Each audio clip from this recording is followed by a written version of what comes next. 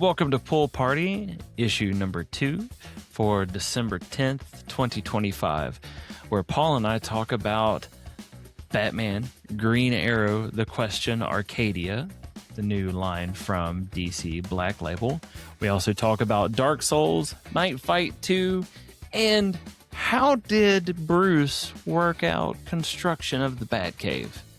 That and more on this episode of Pool Party. I've been looking forward to this, and I don't know why. Like, it has been a long ass time since I've actually looked forward to recording a podcast. Doesn't even matter how hard you try. Keep that in mind. I'm trying to explain it through time. No, I get you. All I know. Thanks, man. Yeah, get that copyright strike early. I need to look into that. I think it's like 30 seconds or so. I mean, in this, that's whatever. But yeah. So hello everyone. This is episode 2 or issue number 2 of Pool Party, a Kettle of Fish podcast. I was listening to the last week's episode, and I thought about it for a second. There's going to be people listening to this who don't have a history of listening to a Kettle of Fish. And I was like, oh yeah.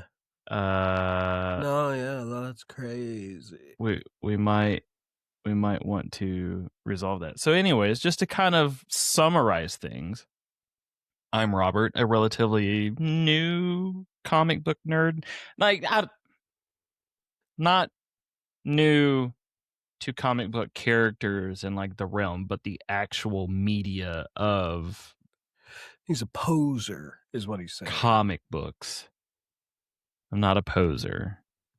He's a poser. Because like I said last week, I've been collecting trade paperbacks for forever. That's not good enough. But I've just now, and I don't even know why. I shaved my mustache down.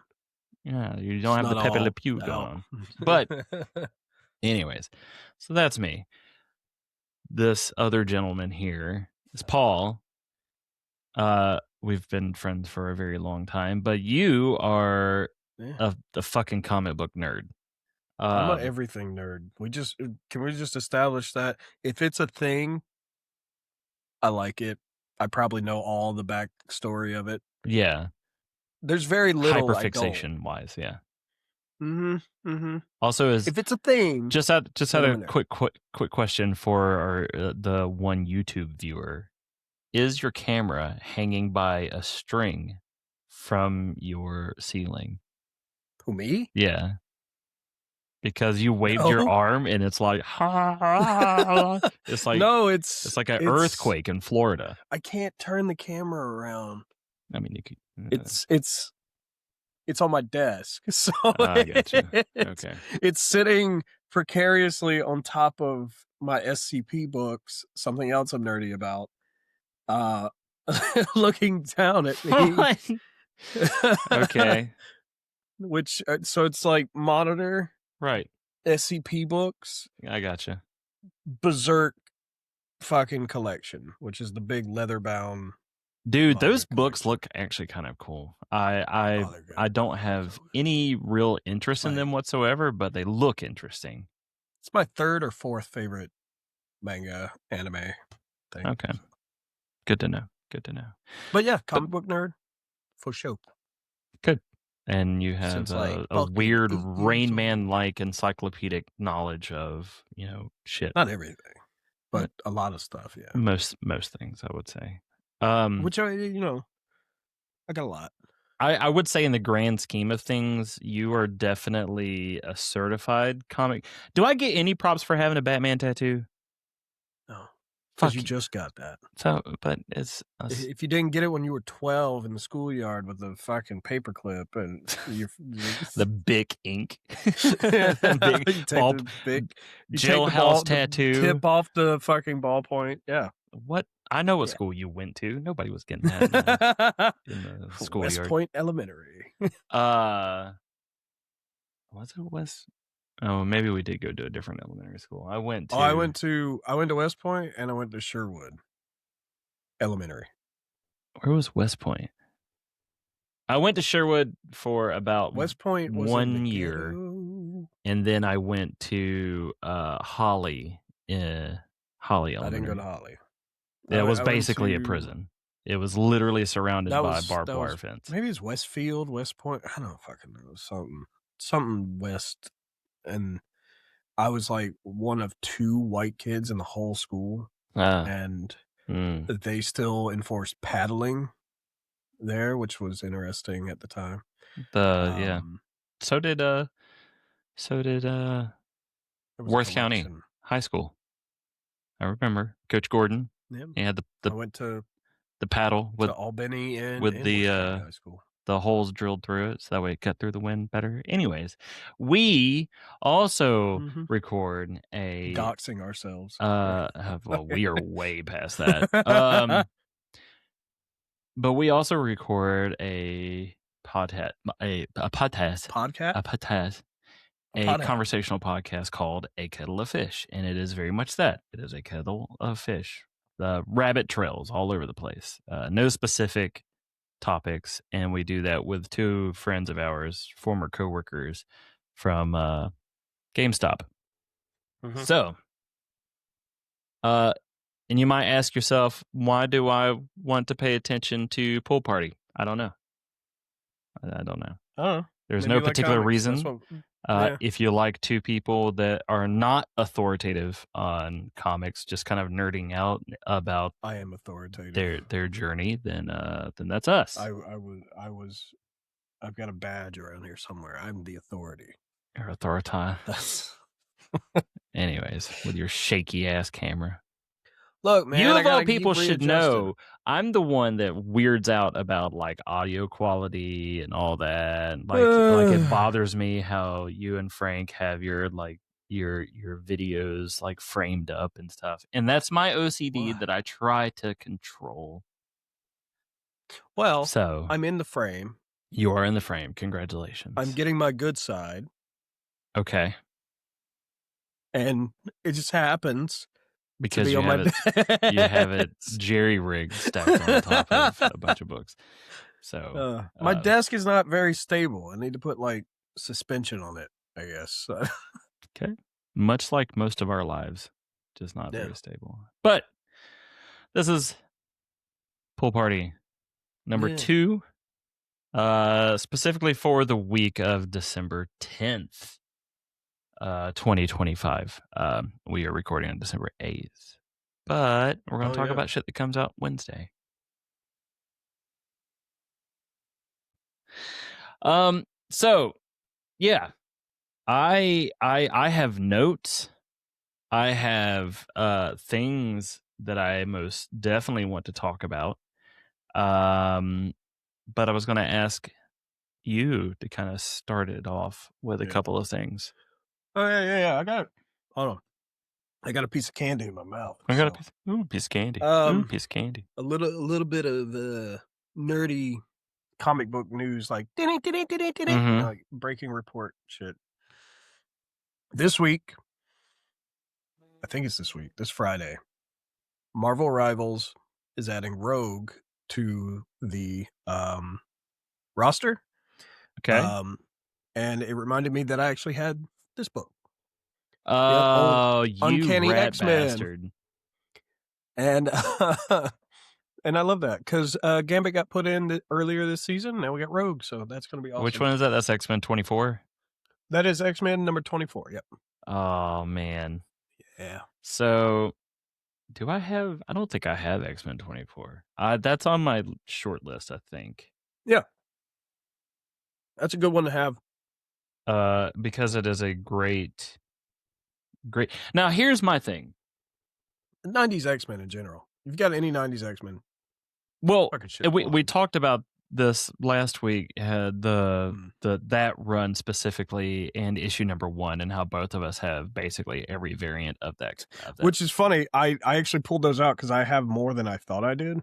Of course you do. So I have this one. Right. Classic. I have this one. I have that one as well. Yep. But I also have this one.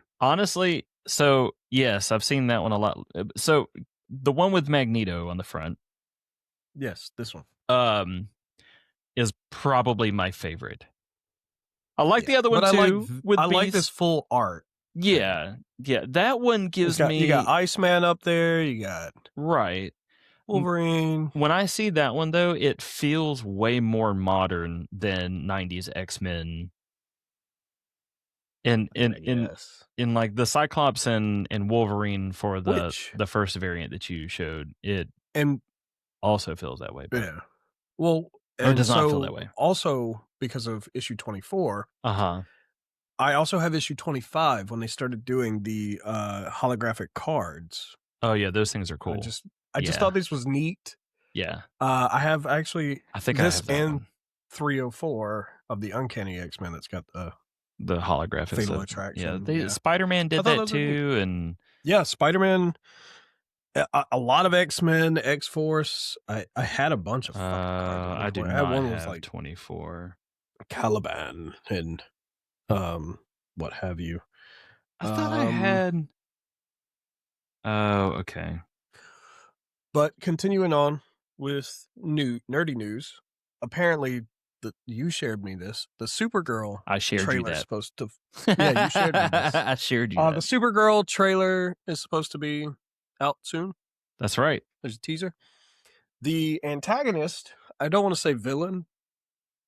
Antagonist. The antagonist is supposed to be Lobo. So, thought this would be interesting. If anybody wants to get into Lobo, this is the version of Lobo I recommend. Is that the Lobo is back 94? Lobo, I fucking love Lobo. But if you want to get in on Lobo, Lobo's back. Okay. Also, there is, and I forgot to look this up earlier, another good, if you don't want to read comics, another good source of Lobo is Superman Man of Tomorrow. It was an animated film that came out in 2020. Lobo is voiced by the guy who does Jake the Dog. I can't remember his name right now. Okay. Fuck, what's his name? He also did the Joker in Under the Red Hood. Fuck. Oh, wait. No, it's not him. I thought it was him. It's Ryan Hurst. Well, I'm stupid. I thought it was the other guy. Anyway, forget everything I just said 2 seconds ago. Noted. Okay. Yeah. But either way, Lobo's fun. Lobo is a fun character. Maybe I'm getting mixed up. I don't know. But that's cool. Lobo's going to be the antagonist of the Supergirl movie. Very interesting. Underappreciated, underdone, I guess, character. Underrated character. And they got the perfect person to play him, Jason Momoa. So Jason Momoa comes up. Is that going to be a thing? Are we going to reference Jason Momoa in every episode of this? Because we did. Yeah, that's going to be the running gag. Okay. Well, and it fits because he's already got the hair, he's already got the build. Yeah. And he already likes to drink whiskey and smoke cigars. That's fair. Those are all things that Lobo That's what Lobo does. Okay. So, I don't think I didn't know that. I barely know who Lobo is. Only because he's in DC KO.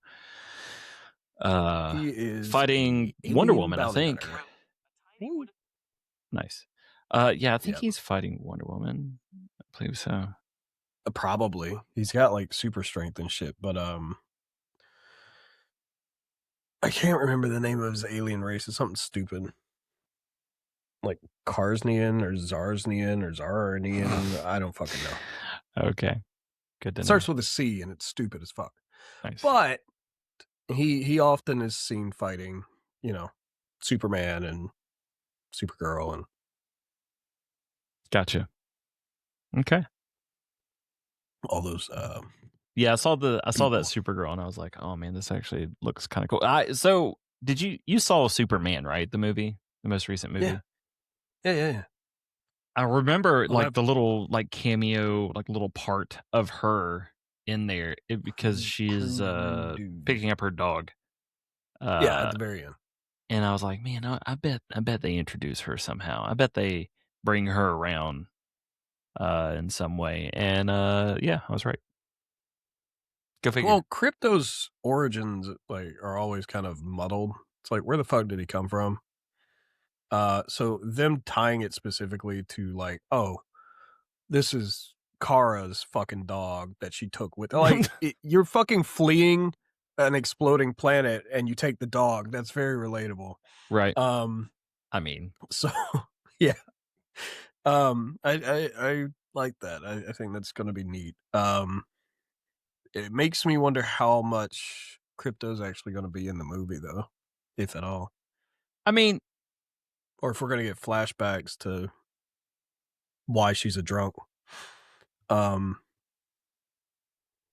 Yeah, that's because there's various things, like there's like, oh, she was frozen in stasis and that's why she's younger than Superman, or oh, she ended up in the Phantom Zone and that's why she's younger, or blah blah blah blah blah blah blah blah, you know. So see how the fuck that turns out. I mean, I liked her for the 4 seconds that she was in the movie.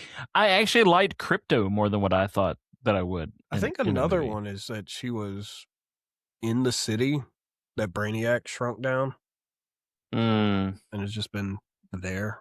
But okay. Brainiac's supposed to be in the next Superman movie, so we'll see how that goes. Okay. That'll be fun. I thought I might have had another bit of little, like, nerd news, but other than the comics themselves, makes me think that I want to get like a theme song of some sort for like segmented parts of it, and like nerd news, you know.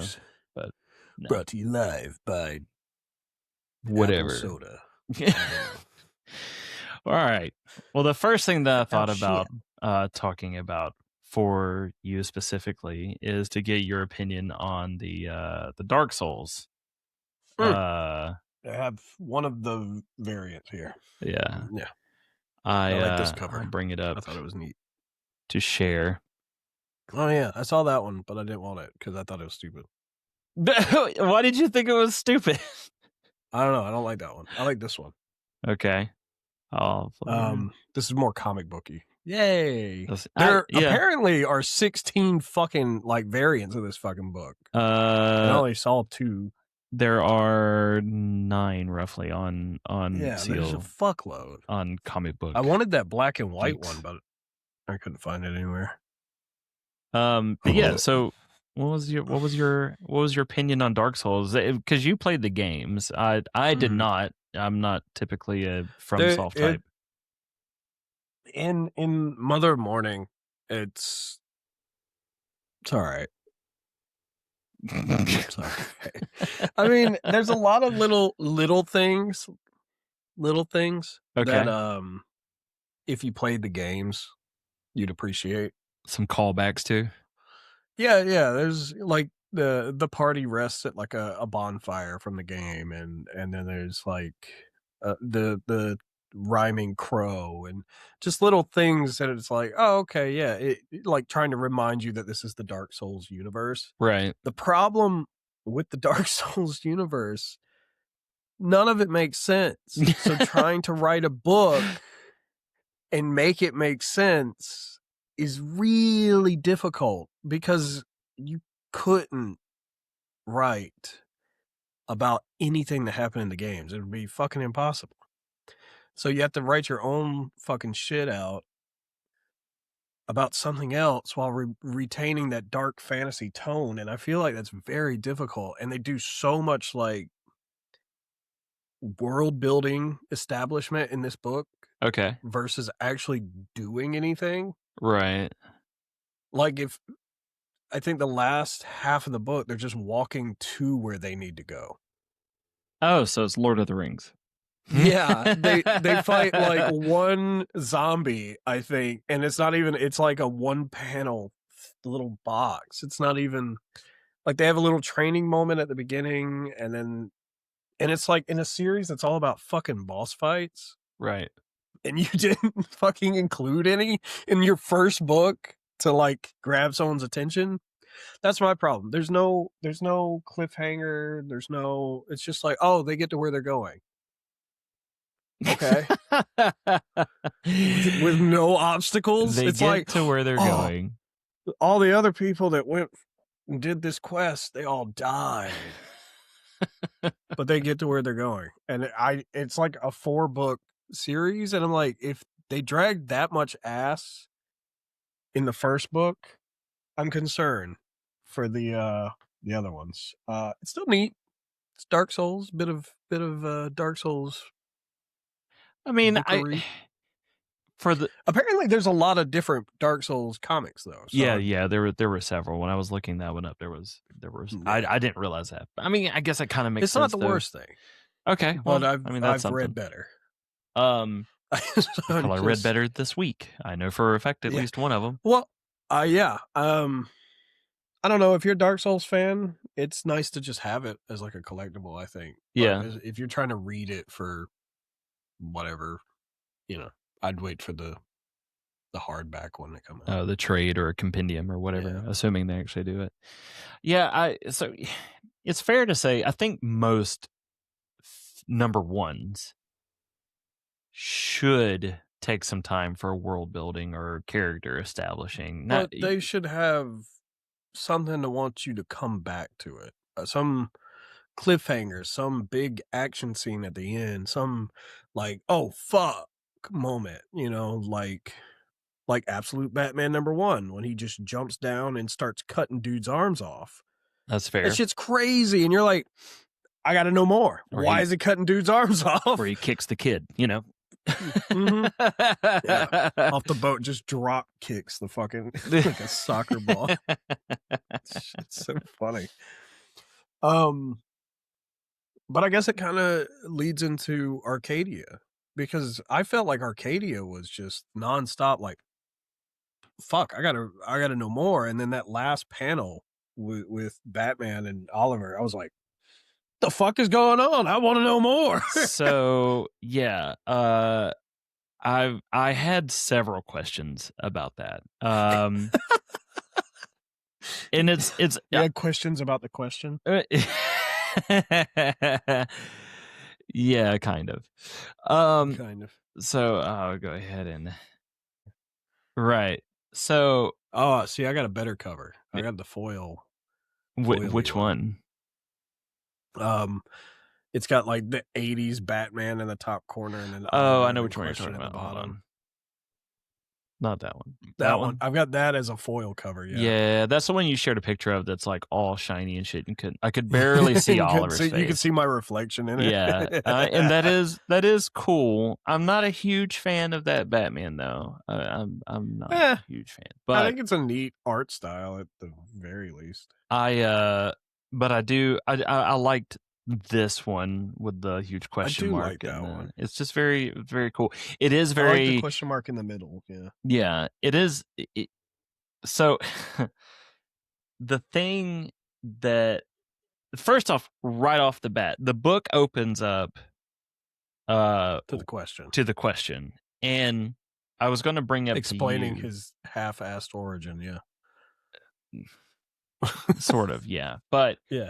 So the first thing that popped out with me or for me with this in reading it, because it's like, it's raining, it's Hub City, and it's just very, I don't know, it's the way that it made me feel was like, if it was a video, it would be 1930s private eye. It was a cold and dreary Tuesday. Yeah, he does a lot of internal monologue. Yeah, right.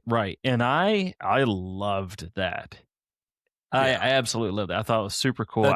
That's most of the question is just doing internal monologue. Okay, well, that's good to know. I need to get into that a little bit more.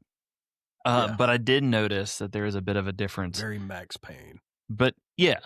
So, but there is definitely a difference between like this and what I read with the question #1 as Montoya. Yeah. And that's because Victor is insane. Okay, well, that's like you want to talk about somebody, like, I know that one line in there about speaking truth into power. I thought that was very interesting, because he talks about like all that's left for the American people is paranoia and what's on the news or whatever. Which I thought is really funny, because he's the most paranoid fucking superhero in DC. You think so? Oh, absolutely. Okay. Absolutely. He's involved in every conspiracy theory. He goes through everyone's trash. He fucking, like, he knows everyone's secret identity. He has to know. Otherwise, he's got, like, some kind of fucking OCD about shit. Like, that's fair. Dude is, if it comes across sounding like he's in a detective noir, it's because he believes he is in one. It is very noir, and I'm okay with that. I really like noir stuff. I wish I think it was, that's more. a big thing with DC heroes. You have to understand that almost all of them have some form of fucking psychosis. Like they all, Okay. A sane human being doesn't dress in black leather as a bat and fight crime at night. Like, I mean, that's yeah. Sure. Maybe not Superman. Maybe, but we've seen enough evil Supermen to know that's probably not the case. I mean, there has to be some sort of psychosis to it, right? Yeah. I mean, everybody, and I think that's a big thing at DC. Is just like that's why Arkham Asylum is such a big deal. Like they talk about mental shit a lot. Well, and I don't know. It seems like a lot of DC. I mean, pretty much everyone has some sort of traumatic origin, right? And they, well, not always super traumatic, but they eventually end up in some fucking trauma. Right. Like Aquaman's child dying and I established last week nobody cares about Aquaman. Stop. Shit talking. I've got the book. Yeah. Aquaman. Congratulations. You're one of 4 people that care about Aquaman. Dead, and it's all your fault, Aquaman. Yeah. And his name, fucking Arthur Curry Jr. And this is who Willem Dafoe played in the movie. Is this guy? Nice, because that looks like Willem Dafoe to me. I have that book down there. Anyways, getting back to Arcadia, I wondered how. Well, first off, I never truly, I guess, understood that Hub City, Gotham City, and where is it that Green Arrows? Star City are basically the same place. No. They're not? No. They're not like crime or like capital cities. I guess, but I mean, they're on different parts of the fucking like continent. Because there's also, I didn't say that. I didn't mean that they were Star City, Gotham City, Metropolis, Hub City, Central City. Right. I'm not saying that they are literally the same city, but like they are like the same. Yeah, they're setting. They're all crime filled. It wouldn't be interesting if a superhero didn't have fucking crime to fight. I mean, that's true. But I did think it was funny how in our Arcadia when when Bruce is at the like not convention, but it was almost like a sales pitch for Arcadia. And they're like, who are you? And he's like, oh, I'm Bruce Wayne from Gotham City. And they're like, oh, where are you now or whatever, or they say like, oh yeah, how long have you been away or something like that, and he's like, no, Gotham is my home. And as he's walking away, they're like, we need to find a way to get better clientele or something. Gutter trash. What that's the first person that I've ever heard kind of refer to Bruce Wayne as like garbage, like that's kind of the thing, right? Like Gotham has always been seen as gutter trash. It's a trashy fucking city. It's trashy fucking people. And they've got a fucking popular asylum there. Yeah. Yeah. I mean, and they have the absolute best being villains, a billionaire. So, I mean, yeah, being a billionaire in Gotham means very little, I think. Yeah. Also, the other billionaire family, as in the Queens, the other two, right, are fucking in Gotham. Are fucking now crime criminally lords. Yeah, they're the crime lords. So it's like, okay, so the Cobblepots and the Sionuses and the Falcones and Tommy's family, whatever the fuck they're Elliot. Yeah, Elliot. Yeah. Also, explain to me how you become a billionaire surgeon. I mean, you learn I'm how starting to think Martha was the one bringing in that money, is all I'm saying. Well, I mean, all right. Because Thomas Elliot's dad was a surgeon too. And it's like, how are these motherfuckers so rich? Maybe they on surgery. Maybe they all specialist. They're all like super specialists. Yeah, exactly. And they're squeezing Medicare for all it's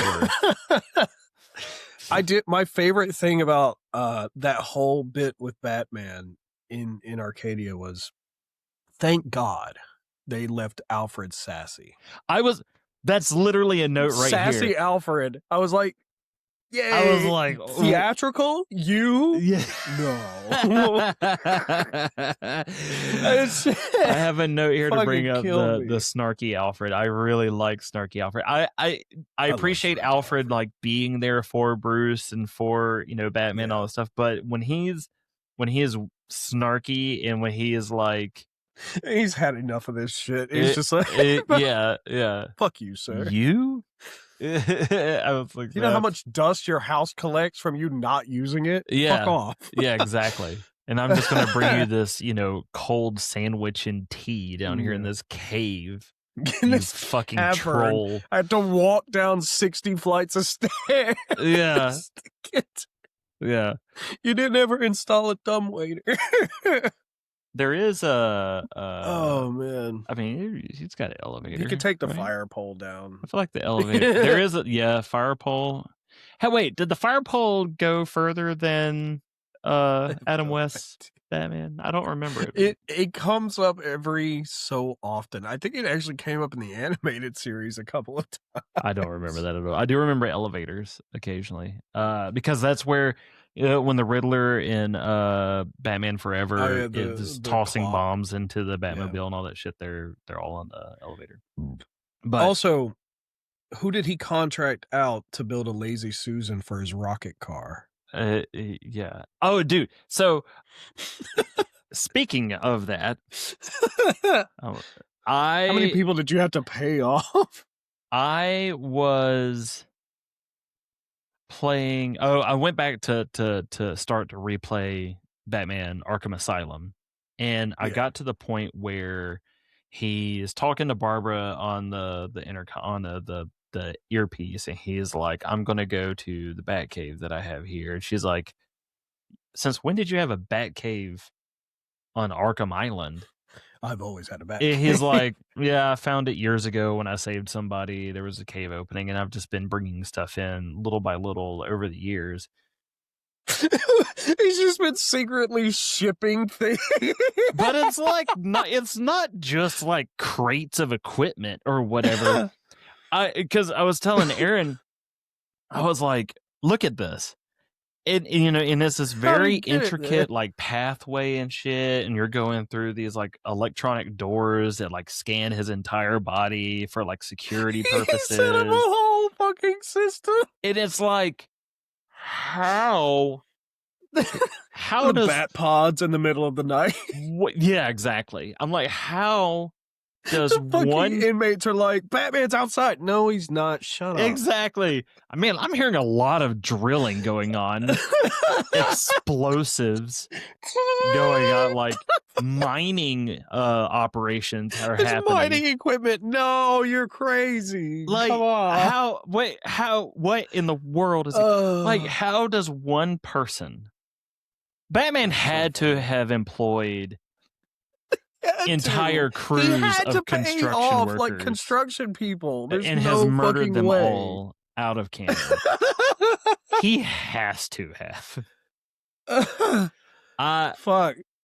I have world's greatest detective, but he might be a construction worker too. We don't fucking know. Well, he is now an absolute Batman. So yeah, I can believe absolute Batman doing that. So You're telling me no asylum guard ever saw him go down to that cave? Exactly. Well, there's two entrances now. There's one that's in North Arkham. Well, it's all in North Arkham. But it's like all run down and like abandoned like construction area. And there's the one entrance where you pretty much have to be Batman to get through the entrance.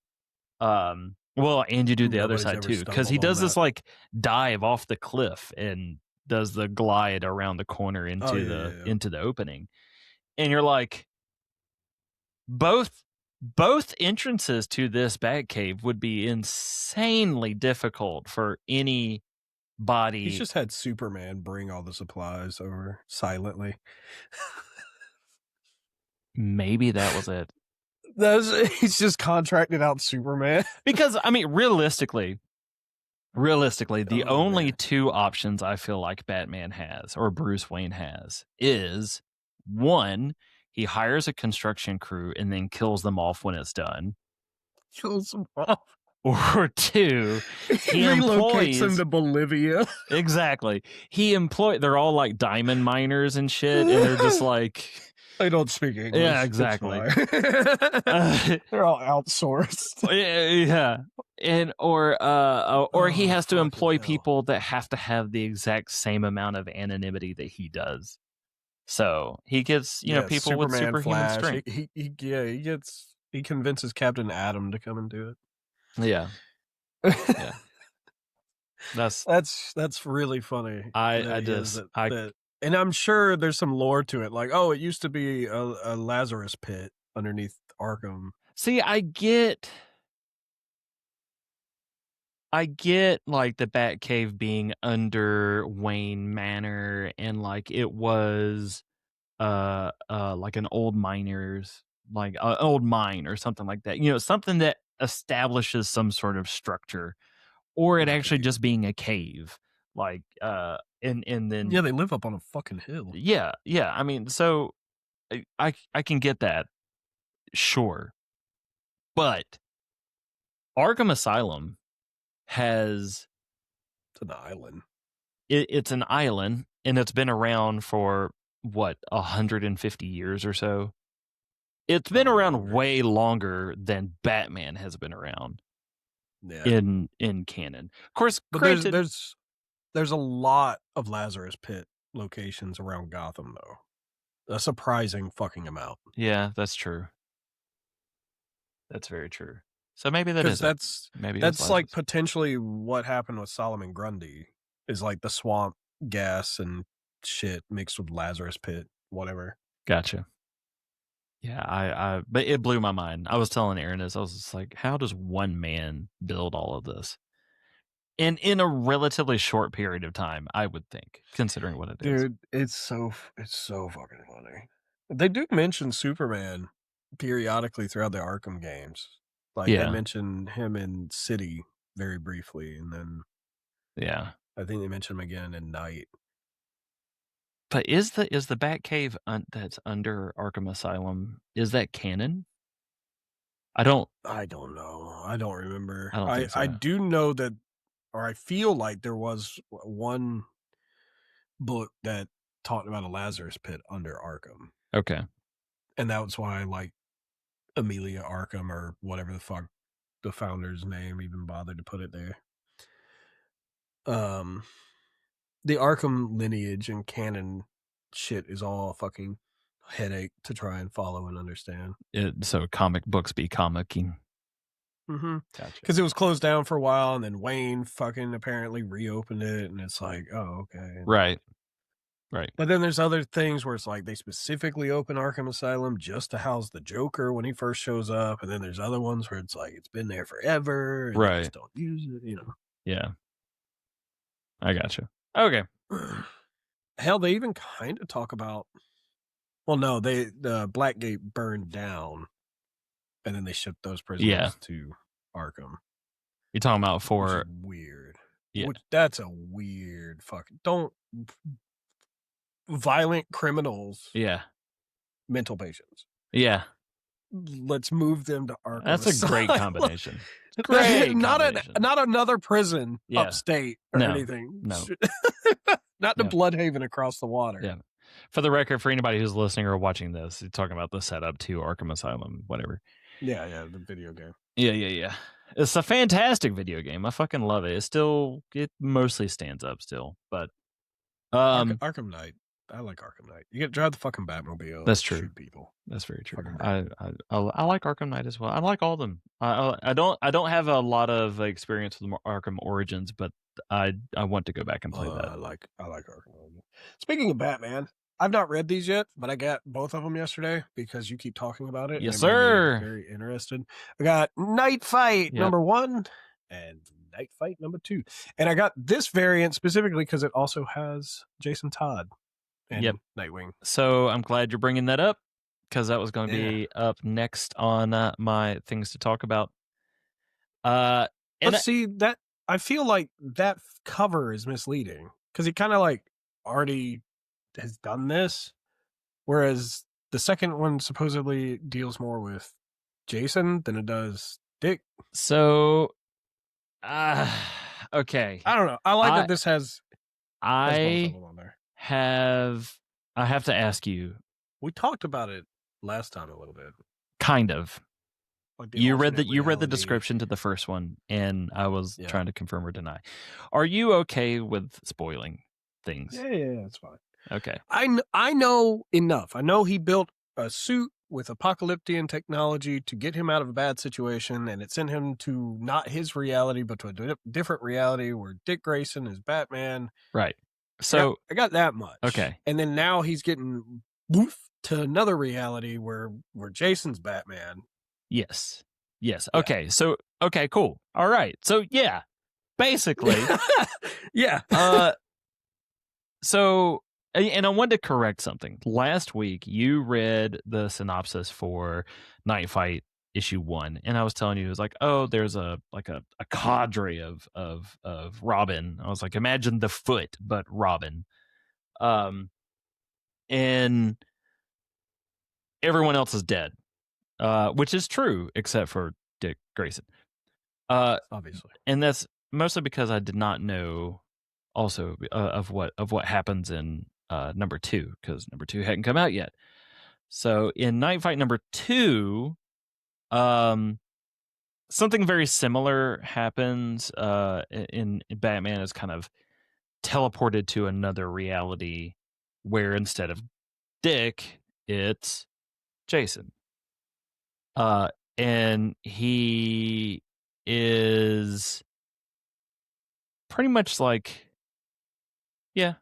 I mean, it's the same thing. So it seems like it's just going to be popping around to show us different Batman. It's him going through each. Oh no, my candy. Each Robin, basically, is what it seems like. That'd be cool because if we get like Tim Drake autism Batman next, that'd be awesome. Well, there's that, and we are almost guaranteed to get Damian douchebag again. Whatever. We already got to look at Damian in 666 or whatever. But like not the context of Knightfight, because each Robin seems to be pointing out a particular fear or whatnot of Batman. Oh, that's neat. So like there's a very specific thing, and like once he figures it out and once he like overcomes it, pretty much is when he's teleported to the next. It's like the armor's trying to teach him a lesson. Is it the armor? I guess it is the armor. By the way, I need to make a correction about last week. Okay, so I think it shows up better in the cover you have. So last week you were like, oh, I guess it's like some Klingon battle axe thing.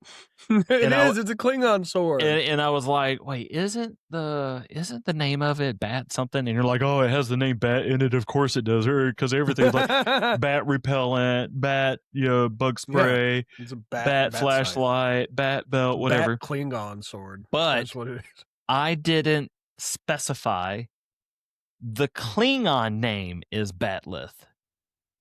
Oh, is not the that's what made me think of it, because I remember going like, oh, isn't like a bat something. Out of all the things I'm nerdy about, probably one on the lower end is Star Trek. Right. I do like Star Trek. I just don't know. Like, I can't speak fucking Klingon. I'm not that fucking nerdy. Right. you know. But I was listening back on the episode. I was like, oh, I didn't hear him like talk about it in that way, and I didn't correct it. So yeah, no, the word Batleth is not DC related. That is Star Trek. It's really funny. Which was even that is funny though. Yeah, that he's using the Batleth. That yeah, yeah,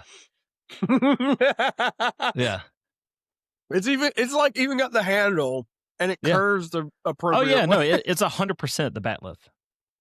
That's so funny. So yeah, but yeah, so Knightfight number 2 was it was very very very good. In my opinion, I can understand why people might not enjoy it very much, but I'm enjoying the premise of it, and I like it. How it gets to where it's going. I like the premise. But you know me, I love fucking multiverse shit. Right. I need to go back to Arcadia about something though. I do think it's funny, real quick, about Arcadia. That the whole thing seems to be about evil billionaires, and at least 2 of the 3 main characters are billionaires. Well, I mean, but they're meeting because of climate warming and all that stuff, or global warming, and they're going to an evil billionaire island. Yeah, that was the other thing made me laugh. I was like, it's a floating island that Absolute Green Arrow was on before he got shit canned. Like he was going to go to an island to fight a billionaire. Oh shit. Yeah. It's very similar.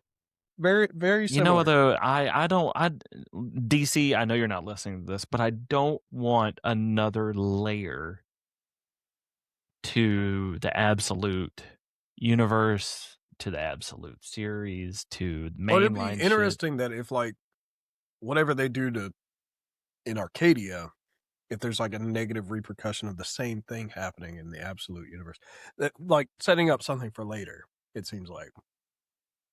But this leads me to wonder, are they going to do Absolute Question? And how fucking insane is that going to be?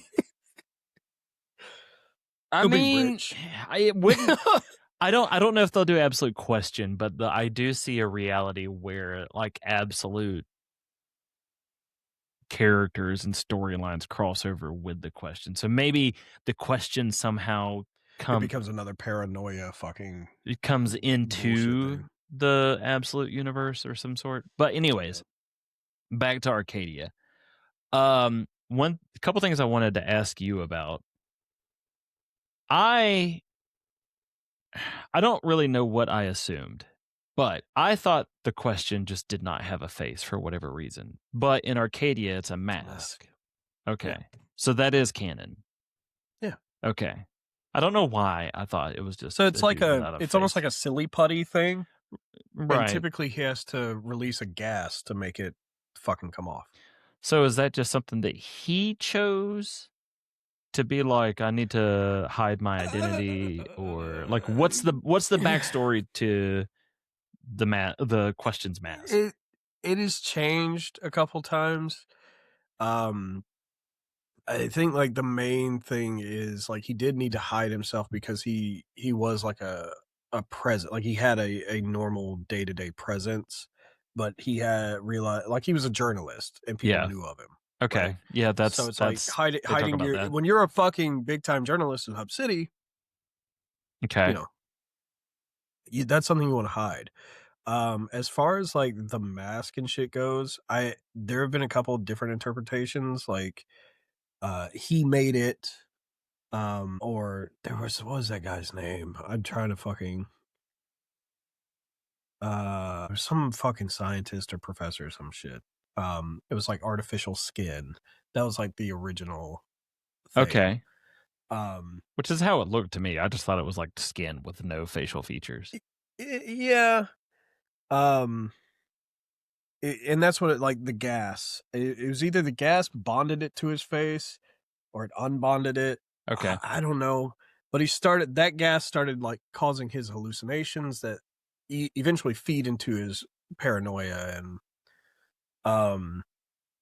there's a lot. There's a lot. He ends up with like supernatural powers at one point from using like different gases or some shit. Like, which is how he ends up with lung cancer. So, you know, that makes huffing gas. that checks out. All right. So, comic books be comicking. But for the most part, he's trained hand-to-hand combat. He's a detective. He's just a guy with silly putty on his face. So, wait, no, he's the weird thing I thought in Arcadia though is that everybody was surprised he was alive. Okay.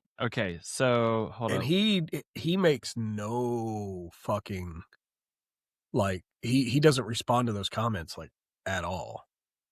He's just like whatever. Shit's fine. Yeah. So there is a comment, from Green Arrow that he said, "I didn't know you still existed." And I was Which is a very weird comment. Is that a very weird comment because he technically was stricken from existence at one point? I thought it was a reference to dying from lung cancer like you were talking about last week. But I guess not. Also, there was a comment where it's at the very end where Green Arrow and Batman meet, and Green Arrow's is like, "What are you?" or "Who are you?" Yeah, and I was like, "Wait a minute." I had to reread that. Like what are you? I didn't know if I was like, "What are you?" or "What pause are you?" Like, so you know what I mean? But either way, so it told me either he doesn't know who Batman is, or doesn't know about Batman. Well, no, because the chick at the bar says you've worked with Batman before. That's right. Yeah. So why would he? That's why I have no idea. That's why I'm like, I want to read the next issue. Like, that, and Batman has his own private military behind him, so it's just I don't think that's his own private military. I just think that's the security from previous, because he had just talked about it. And also, did you notice the suits? There's 2 suits. Yeah. There's like the jungle cape-less. I love his Black Panther fucking ass suit. Yeah. And then there was like the Arctic Batman suit. And just reminded me of the toys from like the animated series. That was kind of cool. Really neat. Never in the show. And Ollie was just in a jacket. Yeah. That motherfucker was just wearing it. It was like, at least he stayed on brand. It was green. Yeah. I mean, Batman has had multiple suits before, I was like, damn, this was supposed to be like a question story. And then like they fucking kind of cliffhanger his ass midway through the book. And I'm just like, oh no, what happened? Right. Like, is he just they're going to kill him off in the first issue? Well, I mean, I feel like, it sets up pretty easily that all 3 of them are going to be involved in trying to find out what's happening. So the question is investigating what is being sent off to this island, I believe, and they don't know what it is because it's in that abandoned. But you also kind of see factory. Like, I don't know if it's like the metaphor, they're heavy-handed metaphor they're going for or whatever, but like both the Question and Batman facing off against people that are just down on their luck and fucking end up being urban terrorists. Are they really down on their luck? I mean, I guess they're poor, and they're fighting back against an oppressive fucking system.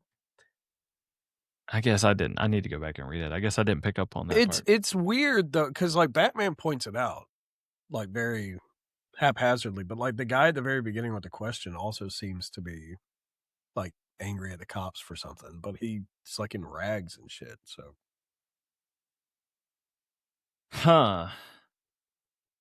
yeah, it does have me interested in more DC Black Label stuff too.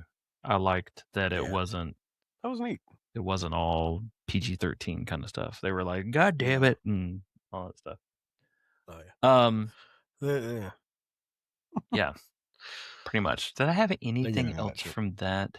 Oh, I did find that cover I was talking about last week. The Nullified Yeah, I showed it. I showed it. I pulled it up and we did the whole thing. Yeah. That's a cool cover. I was like, that's the one I want. I don't even care about the comic that much, but I want this nullified. It's a cool cover. It's a really cool cover. I want to find more of these nullified, like stamped ones. I think that'd be kind of cool. Is there a series of them? I guess there would be. Maybe. I'd have to find out.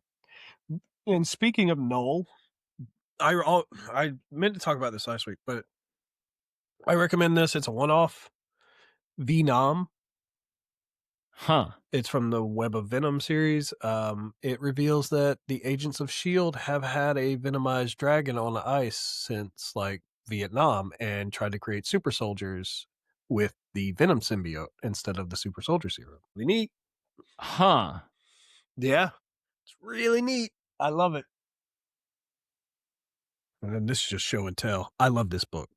That is a cool book. Two-Face's Origin. Yeah. I love this fucking cover. It's beautiful. I had it in my original collection that got sold off. Yeah. And it took me forever to find this again. Well, hopefully you didn't pay too much for it, but I paid like $24 for it. Yeah, that's not bad. That's not bad at all. That's on my short list of Oh, and then Deadpool #2, the very original. Like, yeah. I love that one. I wish I still had the first one. Yeah. And the first appearance in X-Force. I had both. I do have the first appearance of Domino some goddamn where, but I don't know where it's at. So. Oh, I think I have that one. I don't remember. Do I have? That's a little peek at my collection over here. I've been sorting out shit all morning, so like I had books all over my fucking desk. And the only book I did pick up the I think I showed you. It's the first appearance of Tommy Elliott, and the origin of Hush. And there is a cameo of Hush, but I guess I don't have that. Two-Face. I saw that there was a new line of Hush running. Yeah, there's a Hush 2, and I want to get into it, but it's really, really far deep in, so I might just wait until Todd McFarlane.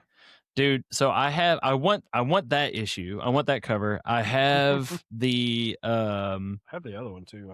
I have the silver one and I have the regular one. Yeah, that's cool. I like the Resurrection one. But okay. Yeah. What else was there? I did read the most recent Absolute Green Lantern. It's I don't know. What do you mean you don't know? You read it. Even last week you were like, "Oh, they're still going on with that shit. They're still they're still doing it." Yeah. And I'm sorry. I wasn't trying to break your balls over. I mean, you know, it's Green Lantern. Right. He's not that. I'll be honest. Green Lantern is probably not the highest up there on the ladder as far as favorite superheroes. There's a very niche group of people that like Green Lantern. I feel like it's hard to sell them then on someone who's not a familiar Green Lantern. Like, I know people know Sojourner, but like for it to not be Hal or John or Kyle or Guy. They're in it. I mean, in ways. But and it is almost always not among the like very top of even the like absolute run. Like the absolute run, people always talk about Batman, of course, Wonder Woman, Superman, and then the rest are kind of like in the mix after that. Well, I don't know. I've seen a lot of people talking about the Flash, but Martian Manhunter, zero. Yeah, nobody gives a fuck that he's an abstract construct in some dude's mind. Nobody cares. There's I'm still moderately interested in Green Lantern. Like there are some cool things that I like about it. I'm interested in them tying it in with the other characters. It's not it has to do with Cameron, the the FBI or whatever chick, like this. Oh, okay. This girl. So it's just boring. But it's like she's like an investigator. Or she works like it's not the FBI or whatever, but it is like like Men in Black type government association. Oh yeah, because that Green Lantern series is apparently very heavy with alien. That makes sense. Yeah. And Abin Sur coming down and giving Hal the Black Hand and right. So, are you familiar with the Absolute Green Lantern at all? A little bit. Okay. Yeah, what you just heard. Okay.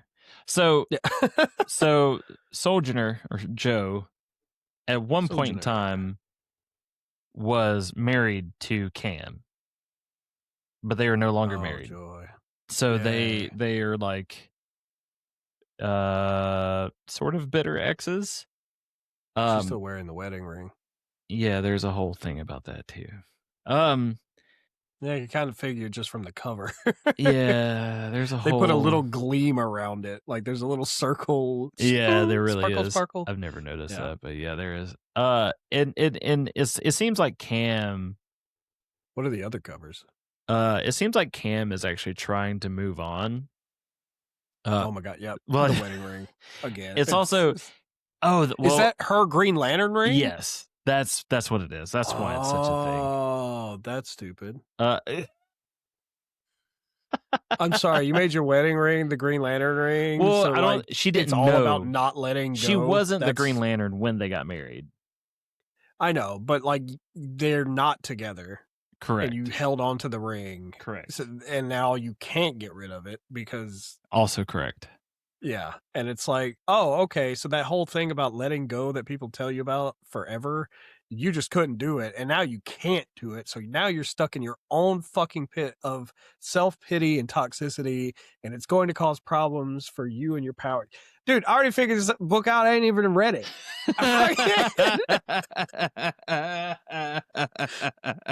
Hal Jordan being the Black Hand probably represents fucking something involving like self-destruction. I don't know. I don't read that far into of stuff. A metaphor, but yeah. There's some John Lennon. Oh, cool. They're fighting the Black Hand. Yay. All right. It's kind of a cool. That one's cool. I like that. That's a cool issue. And then there's that one. Who gives a fuck?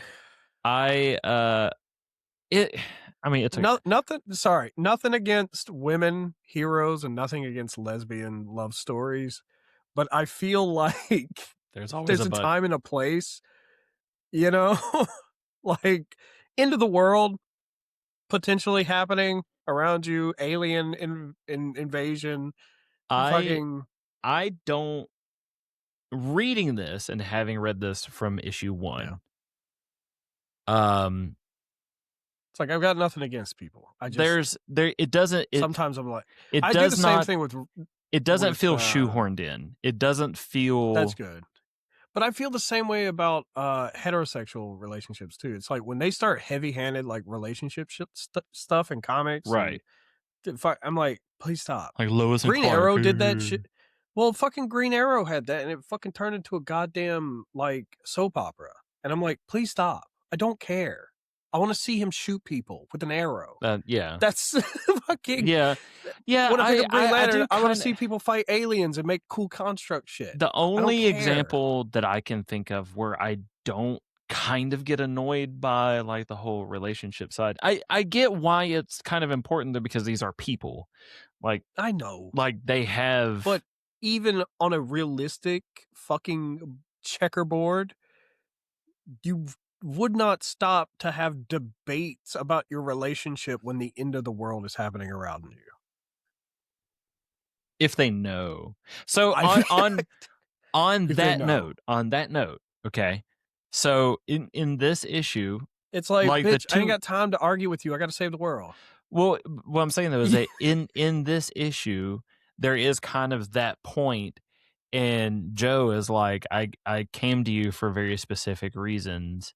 Yeah. And Cam's like, so you just decide to pop back in my life or whatever. And Joe's like, this is the situation. And Cam goes like, okay, I'm interested now. And she's immediately doing her hunting down alien job thing. That's fine. As long as they're not doing Lois and Clark, I don't care. No, they're not doing Lois and Clark. Well, I was going to say the other. This is more like a Batman Catwoman type thing, except I find, even though it is annoying sometimes too, I think Batman and Catwoman are a way better because they're both main characters. Like they're both like they have their thing, I guess, going on. I don't read comics for love stories. That's when fair. They start turning into chick flicks and soap operas. I'm like, all right, I'm out. That's fair. I can get with you on that, but I can honestly tell you, serious as a heart attack. In this particular case, it's not that way. It's not Lois and Clark kind of deal. Well, I mean, I say love story, but also divorce story or relationship story, Hallmark movie bullshit. Right. I don't care. Right. About.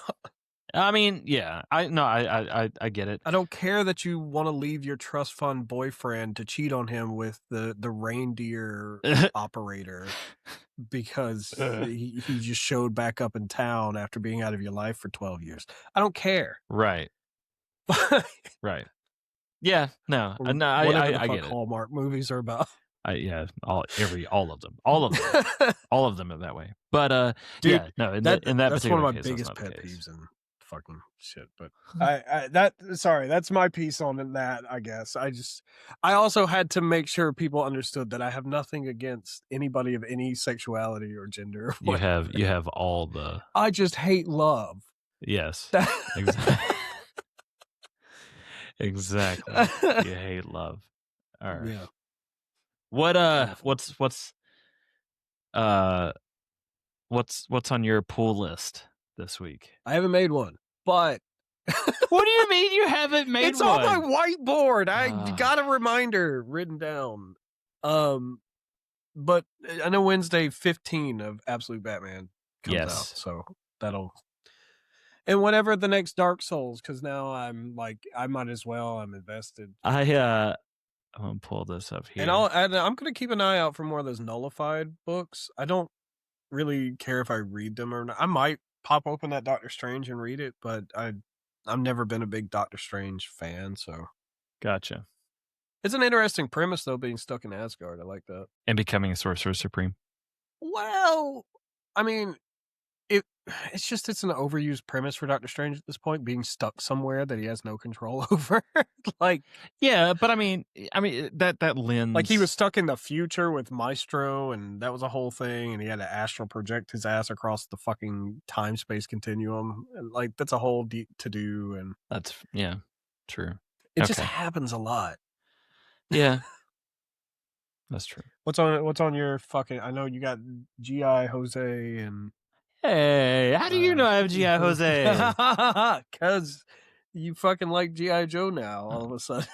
It's not all of a sudden. I'm pretty sure there are like childhood pictures of me with my.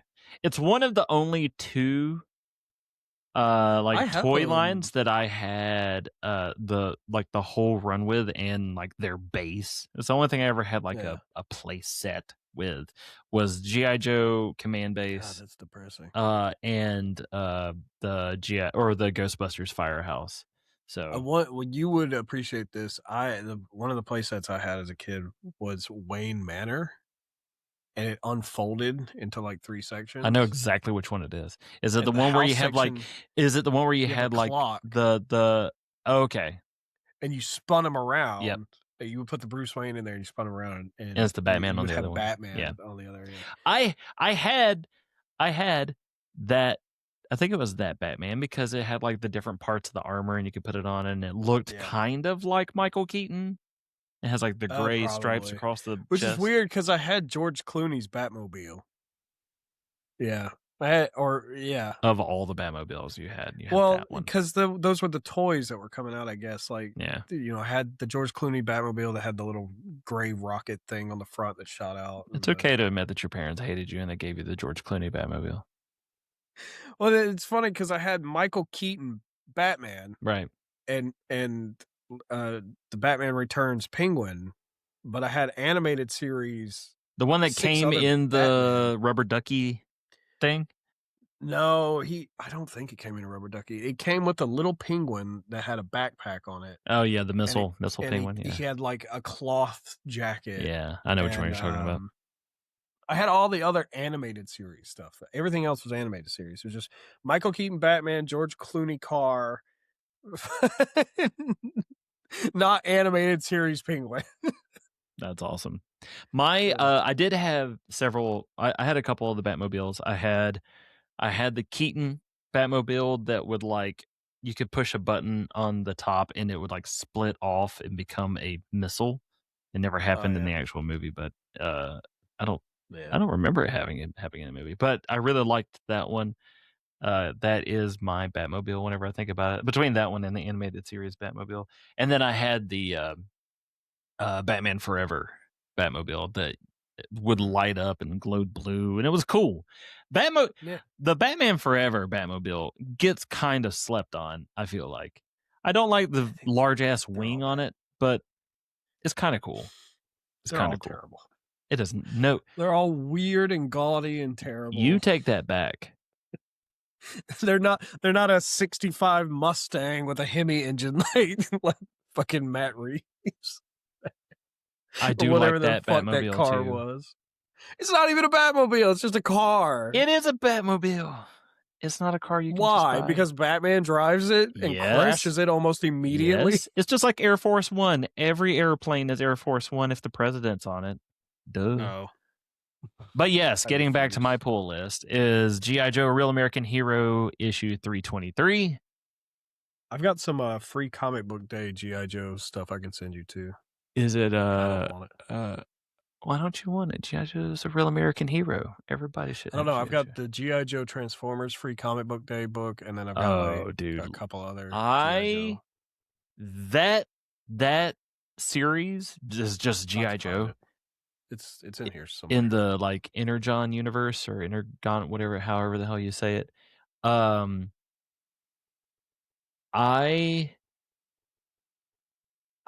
really loving it. I'm loving it a lot more than what I thought I would, but I'm only getting it in trade paperbacks, so that sucks.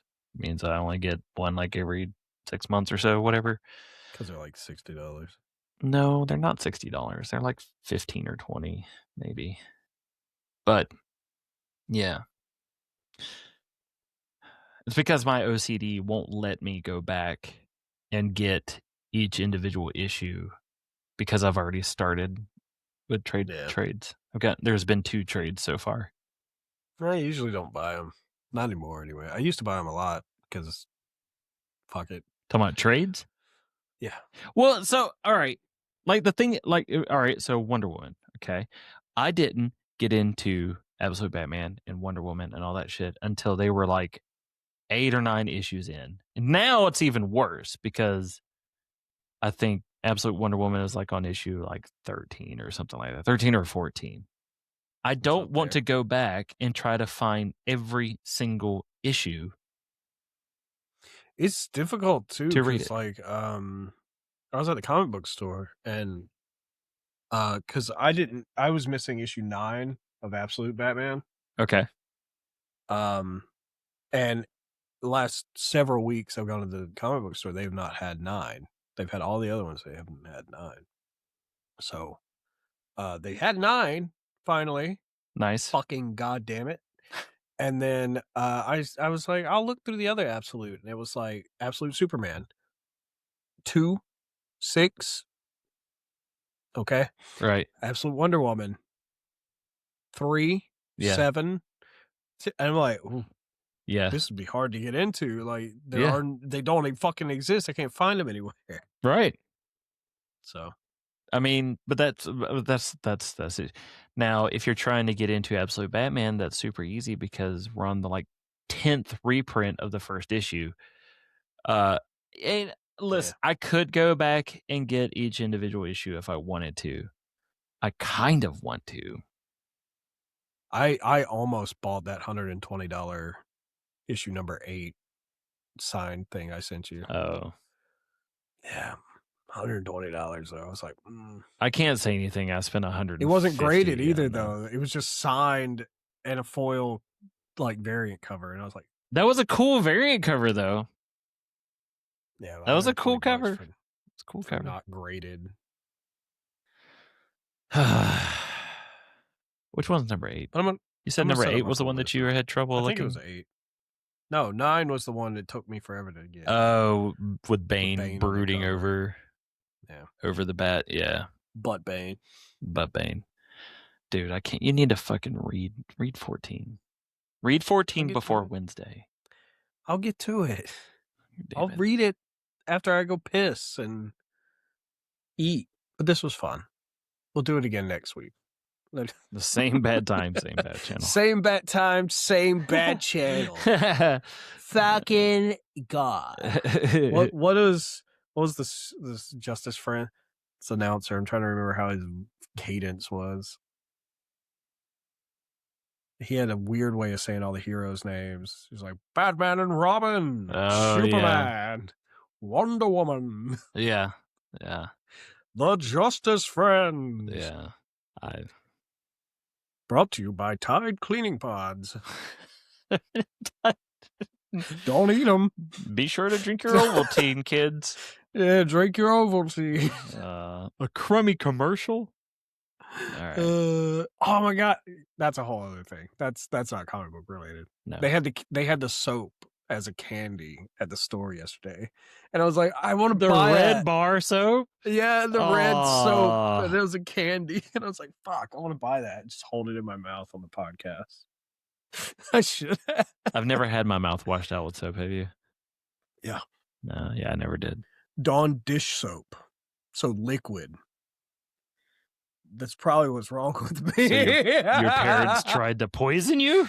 I just switch it around. Clean my teeth out. Erin's had her mouth washed out, and I said, I believe it. Mouthy. Sucks. But all right, man. What did we decided? Eat butts. That was the sign off. Coconuts. Is that really the sign off? Eat butts. Eat butts, coconuts. Eat butts, coconuts.